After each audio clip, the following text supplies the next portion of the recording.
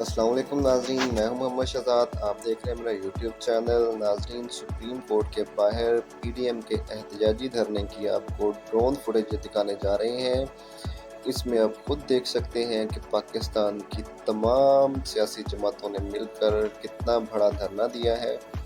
Drone footage में आपको नज़र आ रहा है कि कितनी तादाद आई है, पीडीएम के लोग कितने लोग इकट्ठे कर सके हैं। ये आपको ड्रोन फुटेज दिखाई जा रही है उसकी। और आपसे गुजारिश है कि वीडियो को लाइक और चैनल को सब्सक्राइब करना मत भूलें। मिलते हैं नेक्स्ट वीडियो में। अल्लाह हाफ़िज़।